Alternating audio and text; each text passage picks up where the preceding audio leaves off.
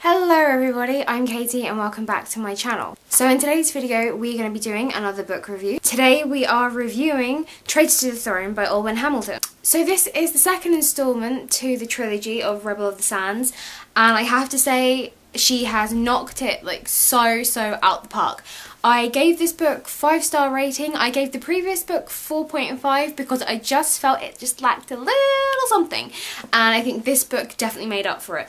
I said previously, I really loved that Arabian meets sort of Middle Eastern, sort of cowboys, sort of like Western vibe. I thought it was really amazing. I thought it meshed so well. I thought it just created a really amazing just country. I just thought it just worked brilliantly as a setting, and it was really different and really cool. This book had in it what I needed to really bump it to 5 stars. It kind of had the element from the Sin Eater's Daughters trilogy where I was actually sat on the train just going like I can't help it, and I get so invested. So I was sat there on my train just like, oh my god, and like I would start smiling, or I just like, oh my goodness.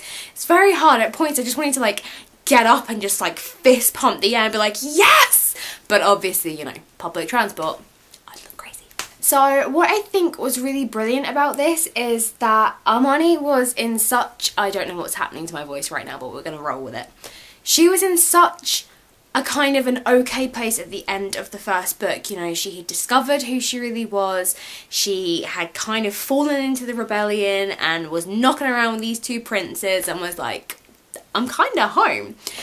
So what I kind of love is that we pick up with our story. She is in this position, but a lot of things have changed since then.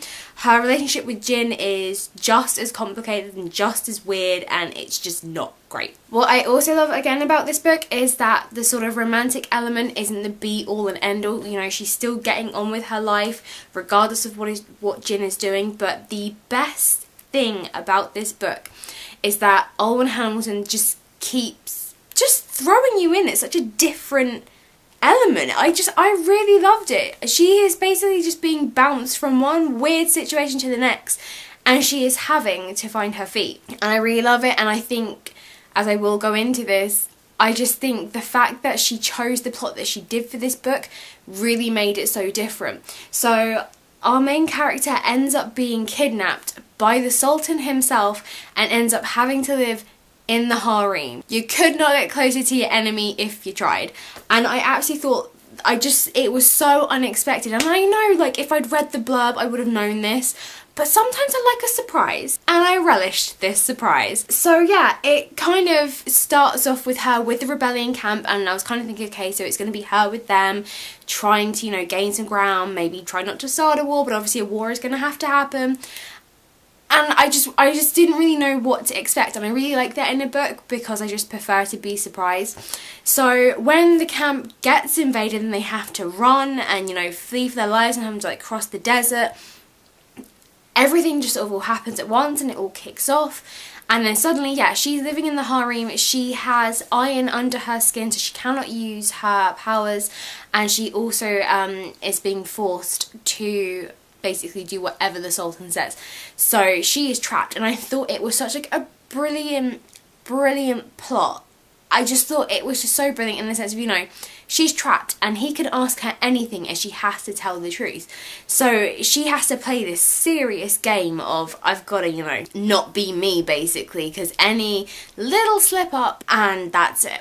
So we kind of discover that the harem is just as deadly as anywhere else. These girls are vying for the attention of the Sultan's sons to be their queens. Basically, you are a nobody. When they're bored of you and you can't produce an heir, you'll disappear.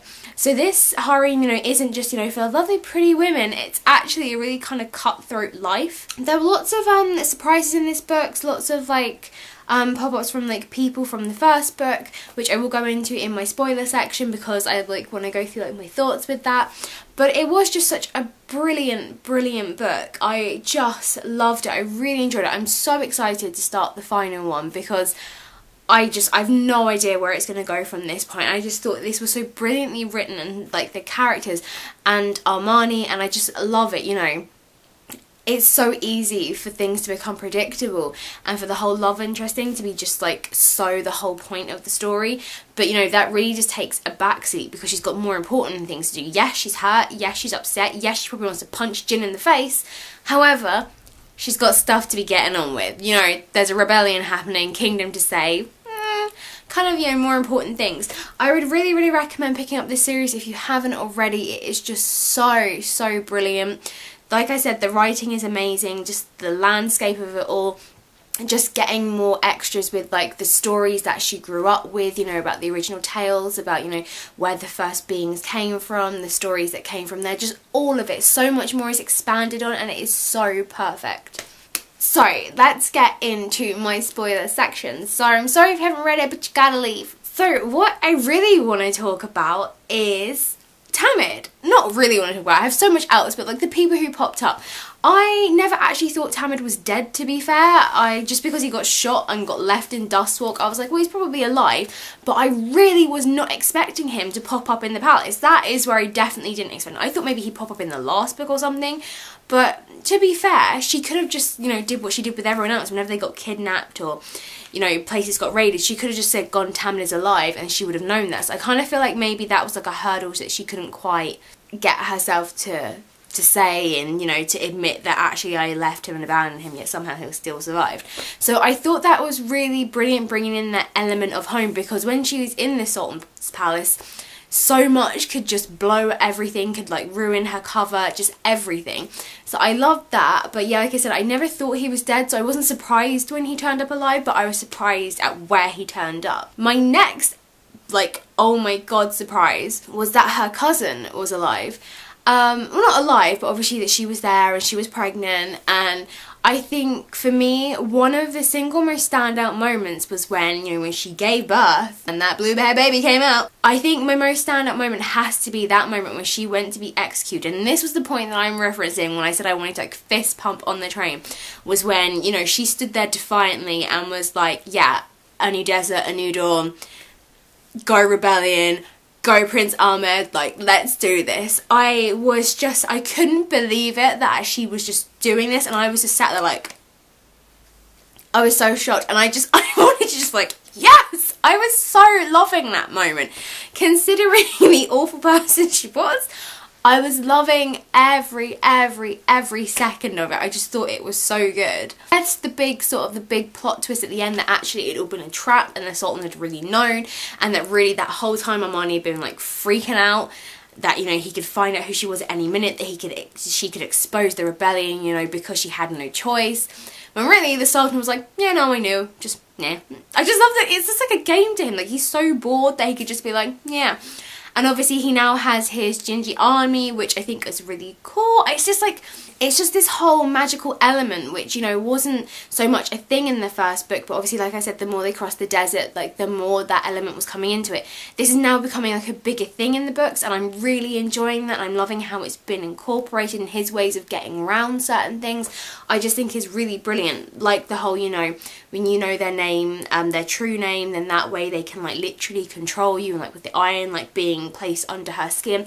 It's just those small elements I really loved, and it is the things, you know, they could just trap you in a lie so easily. So when she managed to get herself on that war council, part of me did think he might be a little suspicious. Like, before I realised what was happening, I did think he could be a little suspicious that you're suddenly very interested. Do you know what I mean? It was just that kind of... But again, you know, it's just her being really clever and thinking, well, you know what, I can actually help, and then I can find out stuff. I couldn't believe Rahim's sister. Oh my goodness. This whole time I was like reading this book thinking, you know, who's going to be the traitor? Who's it going to be? Well, not who's it going to be, but I was thinking more, you know, who else is going to be, you know, secretly trying to trap them. I knew a trap was coming. I just didn't expect the one that we got. I was kind of thinking maybe, you know, I don't know. I don't even know what I thought.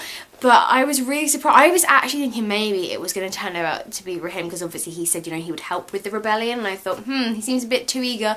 But then to save his sister, I thought, oh, I don't know, maybe maybe not. So this book kept me guessing, and I really loved that. At the end, when Ahmed was beheaded, I again didn't believe that. I liked how it was told. I liked how that there were certain points within this book, like with Sam's story, and like at the very beginning with the rebel, with the foreign prince, and at the end with the rebel prince.